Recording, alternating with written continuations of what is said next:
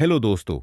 कहानी शुरू होती है एक साधारण इंसान की जिंदगी से जिसका नाम आदित्य है।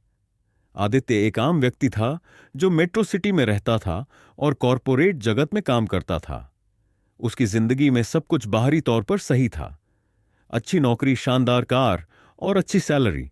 लेकिन उसके अंदर कुछ खोया हुआ था। उसे हमेशा एक अजीब सा खालीपन महसूस होता था, जैसे उसकी जिंदगी में कुछ बहुत जरूरी चीज गायब हो। आदित्य ने अपनी जिंदगी को काम और सामाजिक जिम्मेदारियों के बीच बांट दिया। सुबह से लेकर रात तक उसका दिन काम, दोस्तों के साथ समय बिताने और सोशल मीडिया पर समय गुजारने में निकल जाता था। जैसे जैसे समय बीतता गया, आदित्य के अंदर बेचैनी बढ़ती गई। उसे एहसास हुआ कि वह असल में जिंदगी से क्या चाहता है। यह उसे समझ ही नहीं आ रहा था। एक दिन आदित्य की मुलाकात एक पुराने दोस्त अमित से होती है।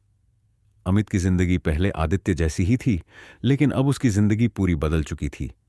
वह अब शांत, खुश और संतुलित लगता। आदित्य को यह देखकर हैरानी हुई कि अमित, जो पहले हमेशा भागदौड़ में लगा रहता था, अब इतना शांत और आत्मविश्वास कैसे हो गया। आदित्य ने उससे पूछा, यार, यह बदलाव कैसे आया? अमित ने मुस्कुराते हुए कहा, मैंने मोक मोड़ अपनाया है। आदित्य को सुनकर समझ नहीं आया। मोक मोड़ यह क्या है? अमित ने समझाया, यह एक तरीका है खुद को मानस और शारीरिक रूप से संतुलित रखने का, जिसमें मैं अपनी जिंदगी से सभी व्याकुलता हूं और बाहरी चीजों को हटा चुका हूं और खुद पर काम कर रहा हूं।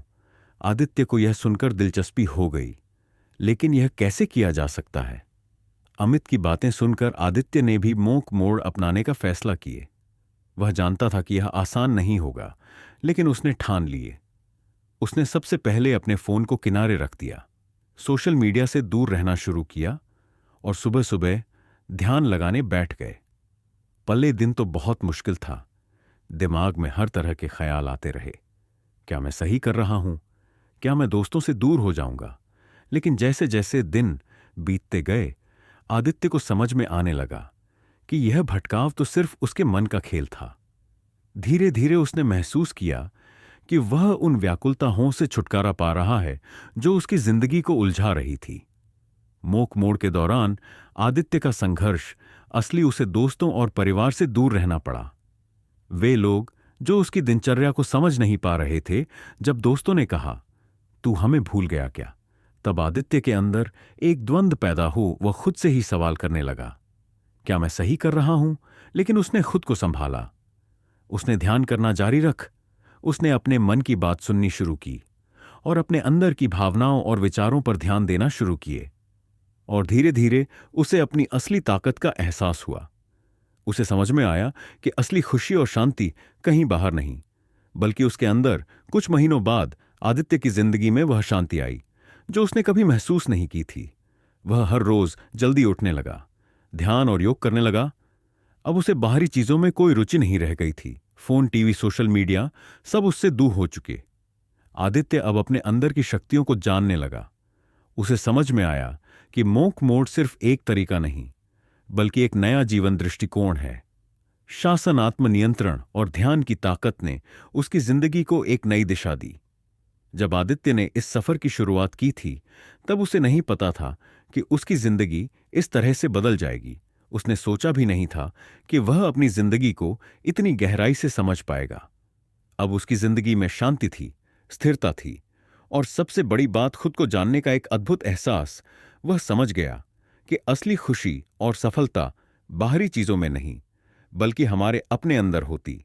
उसने खुद से पूछा, क्या मैंने वह पा लिया जो मैं हमेशा से चाहता था? और उत्तर था हाँ। आदित्य की मोक मोड़ की यात्रा हमें यह सिखाती है कि असली शक्ति और शांति हमारे अंदर ही होती है। बाहरी शोर और भटकाव से जब हम खुद को मुक्त करते हैं, तब हम अपनी असली क्षमता को पहचान सकते हैं। मोक मोड़ हमें यह समझने में मदद करता है कि असली खुशी बाहरी चीजों में नहीं, बल्कि हमारे खुद के भीतर है। आदित्य की यह यात्रा हमें प्रेरित करती है कि जब भी हम अपनी जिंदगी में खोए हुए महसूस करें, तब हमें मोक मोड़ अपनाकर अपने अंदर की शक्तियों को पहचानने का प्रयास करना चाहिए। क्योंकि असली सफलता वही है जब हम अपनी आत्मा की आवाज को सुन सके।